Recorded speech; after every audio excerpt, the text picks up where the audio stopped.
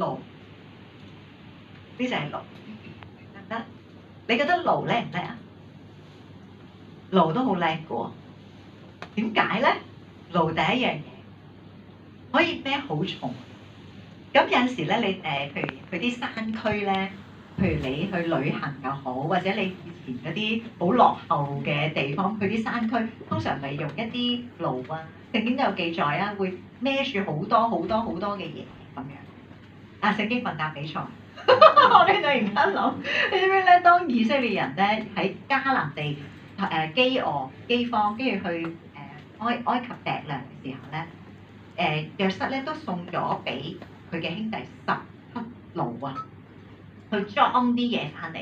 即係話原來以色列人咧當時咧唔單止用呢樣嘢去裝好多嘅貨物，所以咧驢對於佢哋嚟講咧好重要。所以裝貨物啦，如果假如你有一日係隻驢，哇我好勁喎！哇啲嘢全部我孭晒，仲要好勁喎！我有個主人喎，個主人咧冇咗我唔得㗎喎。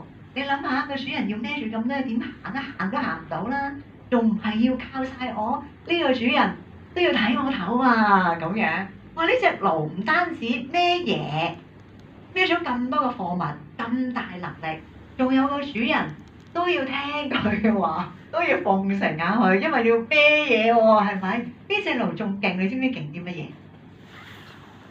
連耶穌基督都騎過啊！你睇耶穌都騎驢進城啊，係咪超勁？又孭嘢，又有個主人綁住佢，而家連耶穌啊，佢都可以有能力孭埋喎，係咪超勁啊？不過有一日，呢隻驢行下嘅時候，突然遇到個勁敵，係咩勁敵咧？一隻獅子。咁如果你話一隻孭咗咁多嘢嘅驢，又有個咁重用佢嘅主人，仲孭埋耶穌添，面對呢隻獅子嘅時候，你估呢隻驢會點啊？喂，獅子你行開啦！嚇，你見唔見我做過啲乜嘢啊？2擔嘢我孭晒，嚇，連主人都要跟住我。耶穌我分分鐘都孭過啊！你行埋一邊啦咁樣。好啦，你估呢個情況，呢隻驢見到個獅子嘅時候會有咩事發生啊？個主人梗係走咗啦，係咪？嗰兩袋嘢都唔要啦，係咪？跟住你估隻驢最後點啊？即係食鬼咗啦，明唔明白？所以弟兄姊妹，咩叫自義咧？自義咧，其實就係咁。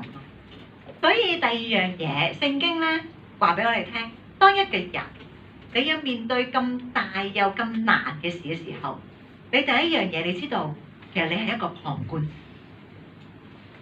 上帝其實佢會主動工作做嘢。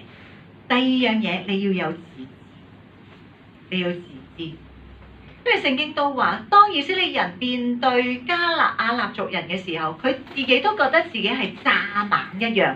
原來係咁微小同咁細嘅啫，所以弟兄姊妹，當有一日我哋面對一個咁兇惡、咁難嘅消息嘅時候，其實可能神都要我哋再去睇返，我哋只不過旁觀。